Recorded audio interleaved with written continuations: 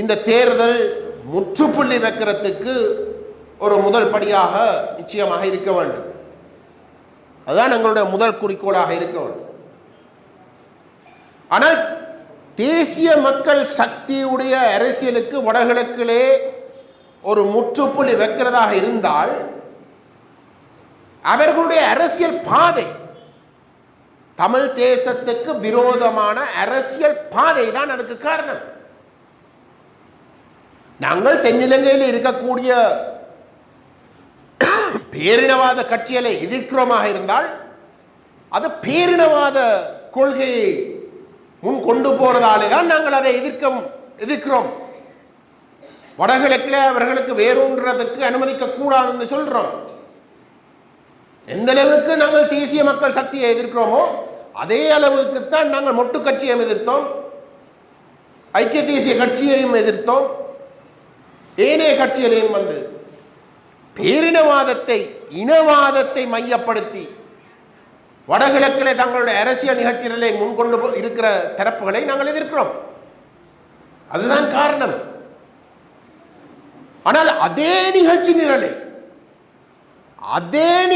நிரலை தமிழ் தேசியம் என்ற ஒரு போர்வையில் துணை போய் முண்டு கொடுக்கிறதுக்கு ஒரு தமிழ் கட்சி அந்த தமிழ் கட்சியுடைய தலைமைத்துவம் செயல்பட போகிறது என்றால் அதுக்கு ஒரு பாடம் படிப்பித்தே ஆக வேண்டும். சும்மா தமிழ் கட்சிகள் என்று சொல்லி போட்டு தமிழ் கட்சிகளுக்கு நாங்கள் போய் அள்ளி போடுறதால வந்து ஏதோ நாங்கள் பேரினவாதத்திலிருந்து நாங்கள் தப்பித்தோம் என்று அர்த்தம் கிடையாது. இதுக்கு முதல் இபிடிபிக்கு நாங்கள் வாக்களித்தால் வந்து சிங்கள கட்சிகளுக்கு வாக்களிக்கிறது சமம் என்று நாங்கள் சொல்லவில்லையா? ஆகவே இபிடிபி வெளிப்படையாகவே வந்து தமிழ் தேசிய ஒரு தமிழ் என்ற ஒரு ஒரு ஒரு வடகிழக்கிலே வந்து மையப்படுத்தி அவர்களுடைய அரசியல் செய்தாலும் கூட தமிழ் பிரதேசங்களிலே தங்களுடைய அரசியலை மையப்படுத்தினாலும் கூட அவர்களுடைய அரசியல் முற்று முழுதாக வந்த பேரினவாதத்துக்கு இணைந்து போகின்ற ஒரு பாதையில் தான் அவர்கள் போகிறார்கள்.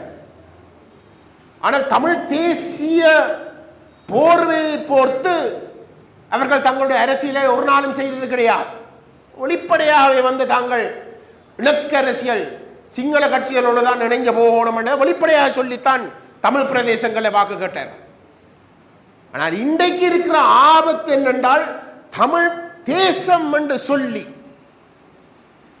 தமிழ் தேசியவாதத்துடைய தாய் கட்சியாக இருக்கக்கூடிய தமிழரசு கட்சி என்று சொல்லி அதில் இருக்கக்கூடிய தலைமைத்துவம் அனுரகுமார திசாநாயக்க விரும்புகின்ற ஐக்கிய ராஜ்ய அரசியலமைப்பை நிறைவேற்றத்துக்கு தான் இருக்கதாக இருந்தால் அதை எப்படி ஏற்றுக்கொள்ளக்கூடியதாக இருக்கும்? அது எப்படி வந்து ஒரு தமிழ் கட்சிக்கு வாக்களிக்கிற அப்படிப்பட்ட ஒரு தமிழ் கட்சிக்கு வாக்களிக்கிறது சரியாக இருக்கும்? நான் ஏன் இதை குறிப்பிடுறேன் என்றால் இன்றைக்கு தேசிய மக்கள் சக்தியை எதிர்த்து அவர்களுடைய அரசியல் வடகிழக்கிலே தமிழர் தாயத்திற்கு ஒரு முற்றுப்புள்ளி வைக்க வேண்டும் என்ற எந்த அளவுக்கு ஒரு தேவை இருக்கோ அதே போன்று அதே நிகழ்ச்சி நிரலை அந்த ஐக்கிய ராஜ்ய அரசியலமைப்பை விரும்பி நிறைவேற்றுவதற்கு தங்களுக்கு ஆணை கொடுக்க சொல்லி கேட்ட தலைமைத்துவத்தையும் வந்து நாங்கள் நிராகரிக்க போகணுமோ இல்லையோ?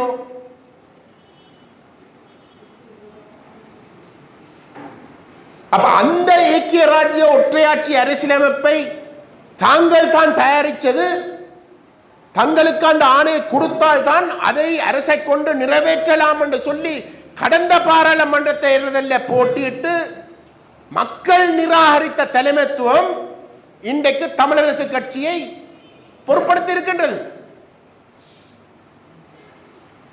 அதான் உண்மை. அப்படியான ஒரு நேரத்திலே நாங்கள் எங்கட மக்களுக்கு இந்த உண்மையை சொல்ல வேணுமோ இல்லையோ? சரி, தமிழ் தேசிய பேரவைக்கு சைக்கிள் சின்னத்தில் போட்டி போடுற எங்கடானுக்கு நீங்கள் வாக்களிக்க விருப்பம் இல்லாட்டி நீங்கள் வேற ஒரு தமிழ் கட்சிக்கு நீங்கள் வாக்களிங்கள் என்று சொல்லலாமா? நான் கேட்கிறேன், நாங்கள் அதை சொல்லலாமா? வெறுமனே தமிழ்லண்ட ஒரு படத்தை காட்டுறதுக்காக மட்டும் தான் எங்களுடைய குறிக்கோள் என்றால் கண்ணை மூடிக்கொண்டு நாங்களும் அதை சொல்லலாம். அதை சொல்றதுக்கு தயார் என்றால் நாங்கள் அவர்களோட சேர்ந்து இருக்கலாமே, நாங்கள் சேர்ந்து பயணிக்கலாமே. இந்த தேர்தல் வெறுமனே வெளிப்படையாகவே ஒரு தெற்கை மையப்படுத்தின ஒரு கட்சி மட்டும்தான் வரக்கூடாது என்றால் அப்படின்ற நாங்கள் எல்லாரும் சேரலாமே. இந்த மேலோட்ட விளக்கங்களுக்கு நாங்கள் ஏமாறக்கூடாது. அதுதான் உங்களோட கடமை. இந்த உண்மை, இந்த ஆழமான அரசியலை நீங்கள் எங்களுடைய மக்களுக்கு கொண்டு செல்ல வேண்டும். இதுதான் சரியான தளம். என்னால் ஒவ்வொரு வட்டாரத்துக்கும் எங்களுக்கு குறைஞ்சது 2 வேட்பாளர்கள் இருக்கிறோம். பாராளுமன்ற தேர்தல் ஒரு வேட்பாளர் முழு மாவட்டத்துக்கும் ஓடி திரிய வேண்டும். இங்க ஒரு வேட்பாளர் ஒரு வட்டாரத்துக்குள்ள, அதுவும் உங்களுக்கு துணைக்கும் பட்டியலில் 1 இல்லாட்டி 2 உறுப்பினர்கள் இருக்கிறார். ஆகவே இந்த அரசியலை, இந்த ஆழமான விளக்கங்களை மக்களுக்கு கொண்டு சேர்க்கிறதுக்கு இந்த தேர்தல் தான் சரியான சந்தர்ப்பம். நீங்கள் அதை செய்தே ஆக வேண்டும்.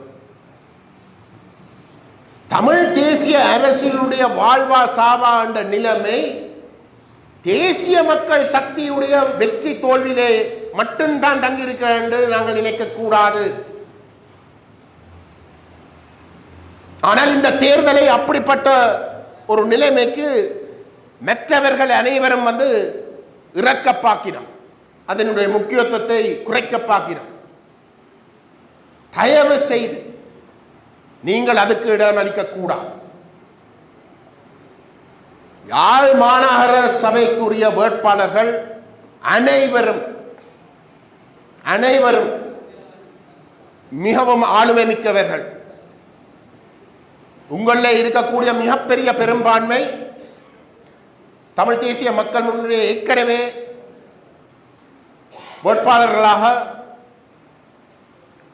அல்லது ஆக குறைஞ்சது உங்களுடைய அரசியல் பணிகளில் ஏதோ ஒரு வகையில் நீங்கள் ஈடுபட்டிருக்கிறீர்கள். அவங்களுக்கு உங்களை தெரியும். எங்களுடைய ஏனைய பங்காளி கட்சிகளோடு தமிழ் தேசிய பேரவையில் இருக்கக்கூடிய அம்பங்கம் வகிக்கின்ற கட்சிகளுடைய உறுப்பினர்கள் இந்த உள்ளூராட்சி விசேஷமாக மாநகர சபையிலே போட்டியிடுறதாக இருந்தால் அவர்கள் சில வேளையில் முன்னணியுடைய உறுப்பினர்களும் கூட அனுபவப்பட்டவர்கள். அந்த அளவுக்கு அந்தந்த அமைப்புகளுடைய முக்கியமான இடங்களில் இருக்கிறவர்கள் தான் வேட்பாளராக இங்கு வந்திருக்கிறோம். ஆகவே நாங்கள் செய்ய வேண்டிய பணிக்கு உங்களுக்கு இருக்கிற ஆற்றல் என்றது செய்ய வேண்டிய பணிக்கு முட எத்தனை மடங்குக்கு மேலாக இருக்கு. நீங்கள் அதை கட்டாயம் செய்யலாம். அதைத்தான் நீங்கள் செய்ய வேண்டும். அதை செய்கின்ற பொழுது பல உண்மைகளையும் நீங்கள் சொல்லணும். வெறும் அரசியலை பற்றி மட்டும் கதைச்சு சரி வராதானே. பல உண்மைகளை பற்றி சொல்ல வேணும். இன்றைக்கு ஒரு ரோட் திறந்திருக்கிறாங்களாம். வெளிகாமம் படத்தில் ஒரு ரோட் ஒன்று திறந்திருக்கிறாங்க. இதுக்கு முதலும் ஒரு ரோட் திறந்தது. அப்பொழுதும் ஒரு தேர்தல் நடந்தது, பாராளுமன்ற தேர்தல். அப்படி என்றால் ஒவ்வொரு தேர்தலுக்கு தான் ஒரு ரோட் ஒன்று திறக்கப்படும். இந்த வேகத்தில் தான் தமிழ் தேசம் கொஞ்சம் சுதந்திரம் பெறப்போகும்.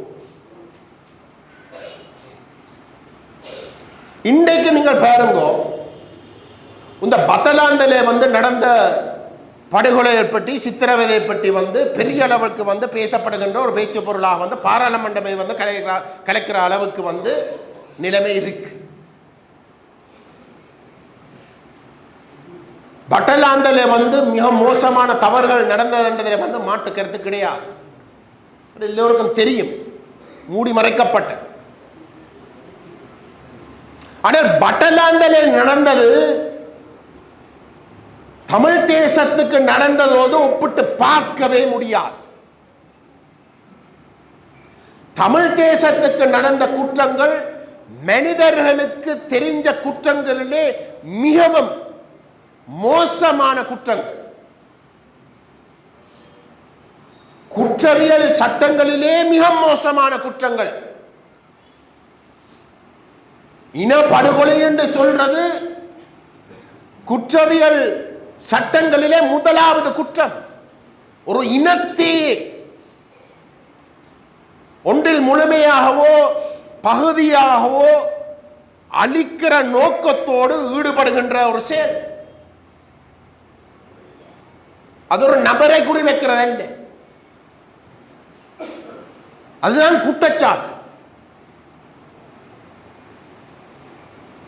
சரி, அந்த குற்றச்சாட்டு ஒரு பக்கம் விட்டாலும் கூட ஆக குறைஞ்சது உலகமே சொல்லுது, நாங்கள் மட்டுமில்லை, உலகமே, இந்த வல்லரசுகள்,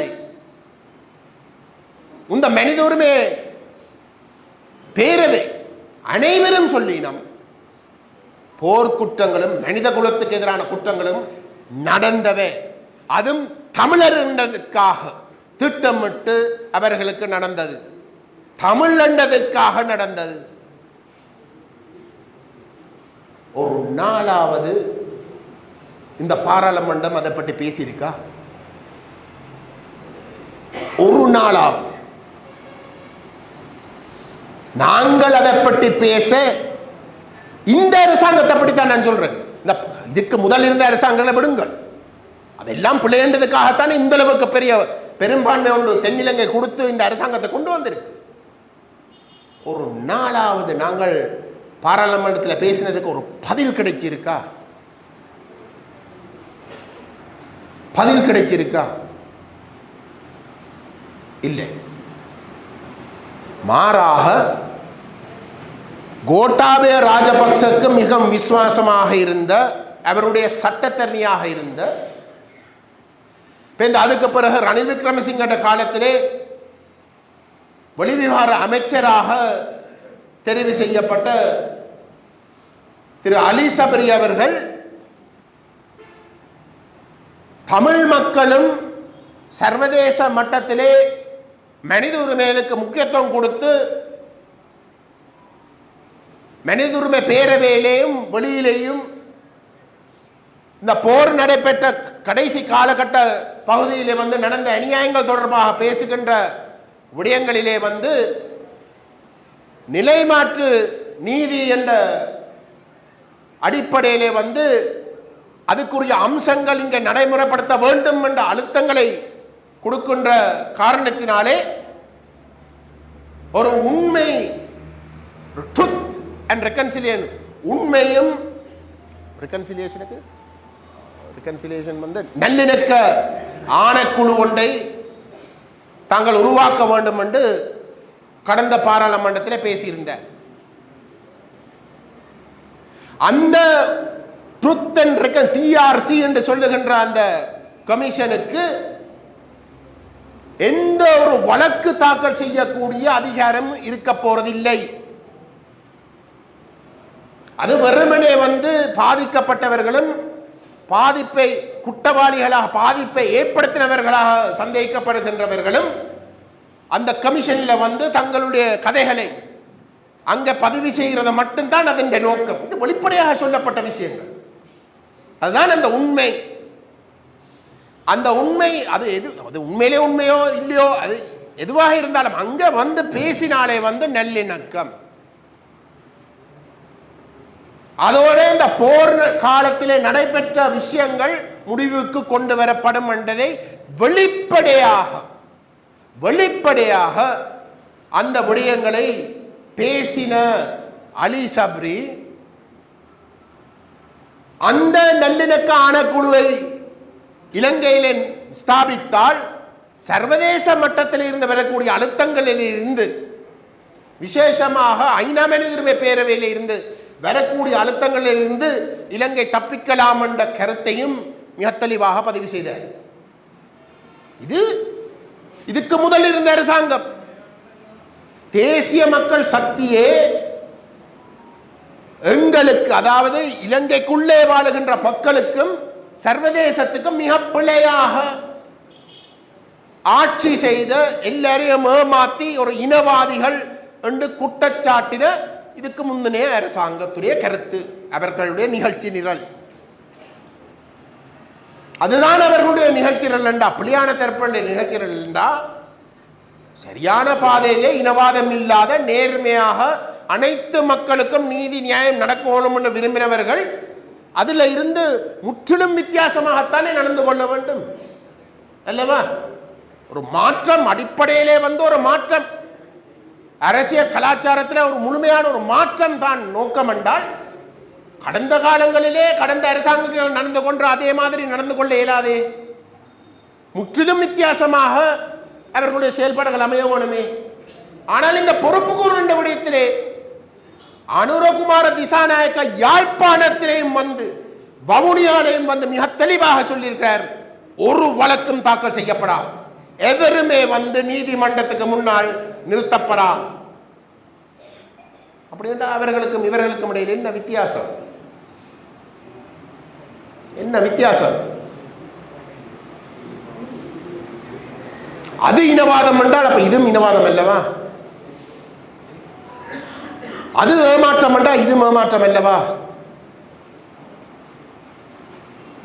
தயவு செய்து இந்த உண்மைகளை நம்முடைய மக்களிடம் கொண்டு சென்று சேர்க்க வேண்டும். இதுதான் உண்மை. இன்றைக்கு ஒரு சர்வ கட்சி மாநாட்டு என்று சொல்லி எதிரணியில் இருக்கக்கூடிய கிட்டத்தட்ட 14-15 கட்சி தலைவர்களையும் சேர்த்து, எங்களுக்கு அழைப்பும் இல்லை, கட்சி தலைவர் சேர்ந்து இன்றைக்கும் அனுரகுமார திசாநாயக்கம் சந்திச்சிருக்கிறோம். இன்றைக்கும் நேற்று சந்திச்சிருக்கிறோம். நேற்று ஏன்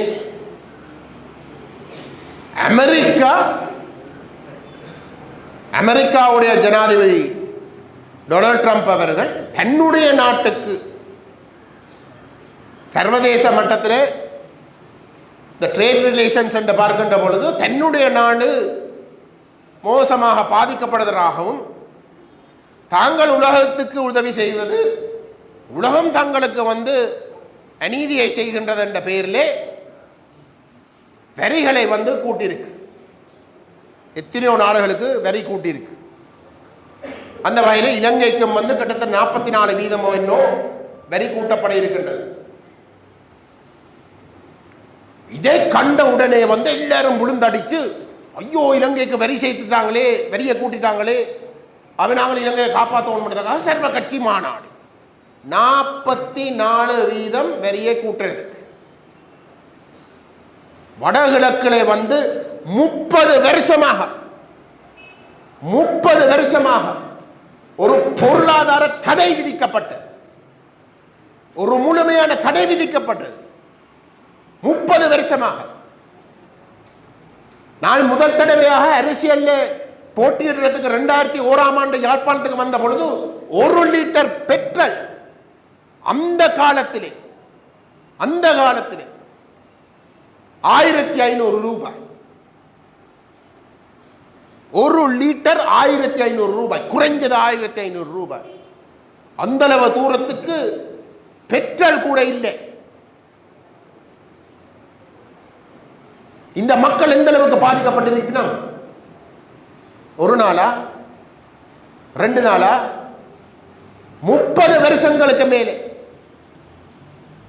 இந்த போர் முடிஞ்சதுக்கு பிறகு ஆட்சிக்கு ஒவ்வொரு அரசாங்கத்துக்கும் நாங்கள் கேட்கிறோம், வடகிழக்கில் இருக்கக்கூடிய மக்கள் 30 வருஷங்களுக்கு பின்னிலையில் இருக்கிறோம், தயவு செய்து நீங்கள் வடகிழக்கை ஒரு வேறுபடுத்தி அது ஒரு போரால் பாதிக்கப்பட்ட பிரதேசமாக அறிமுகப்படுத்தி அதுக்கு விசேட ஏற்பாடுகளை செய்து அந்த மக்களுடைய பொருளாதாரத்தை முதல் பாதுகாத்துங்க.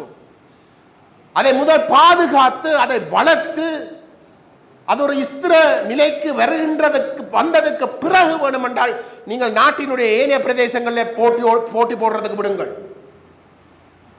ஆனால் நீங்கள் அந்த பாதுகாப்பு ஏற்பாடுகளை செய்யாவிட்டால் அந்த மக்களுடைய பொருளாதாரத்திலே பலவீனத்தாலே அவர்கள் நாட்டினுடைய ஏனைய மக்களோடு போட்டி போட முடியாத அளவுக்கு அவர்கள் முற்றுமுழுதாக அவர்களுடைய பொருளாதாரம் விழுங்கப்படும் என்ற கருத்தை நாங்கள் சொல்லி வருகின்றோம். ஒரு நாளாவது அதை பற்றி கதைச்சார்களா? ஒரு நாளாவது மற்றவர்களை விடுங்கள், தேசிய மக்கள் சக்தி என்று சொல்றவர்கள் ஒரு லெப்டிஸ்ட் என்று சொல்றார்கள், முற்போக்குவாதிகள் என்று சொல்றார்கள். புரொடெக்ஷனிசம் என்று சொல்றத பாதுகாப்பு கொள்கைகளை கடைபிடிக்கிற என்று சொல்றதே அவர்களுடைய ஒரு மிகப்பெரிய கொள்கை மையம். ஒரு வார்த்தை அதை பற்றி பேசுறாங்களா? இந்த உண்மைகளை நீங்கள் கொண்டு போய் நம்முடைய மக்களிடம் சேர்க்க வேண்டும். இங்கே ஒரு அரசியல் கலாச்சார மாற்றம் இருக்க போவதில்லை. அவர்களுடைய ஆட்சி காலத்திலே பயங்கரவாத தடுப்பு சட்டத்தை எடுங்கள். பயங்கரவாத தடுப்பு சட்டம் அவர்கள் ஆட்சிக்கு வருவதற்கு முதல் முற்றுமுழுதாக நீக்கப்பட வேண்டும் என்றது மட்டுமல்ல, அதுக்கு பதிலாக வேறு எந்த ஒரு சட்டமும் தேவையில்லை என்றுதான் சொன்னார். வேறு எந்த ஒரு சட்டமும் தேவையில்லை என்று சொன்னார். 2015 ரணில் விக்ரமசிங்க மைத்ரிபால சிறிசேன ஆட்சி காலத்திலே ஐநாம் மனிதுரிமை பேரவைக்கு அந்த ஜிஎஸ்பி பிரச்சனையாலே அந்த அரசாங்கம் போய் பயங்கரவாத தடுப்பு சட்டத்தை நீக்க வேணும். அது ஒரு கொடூரமான சட்டம், அதை நீக்க வேணும்.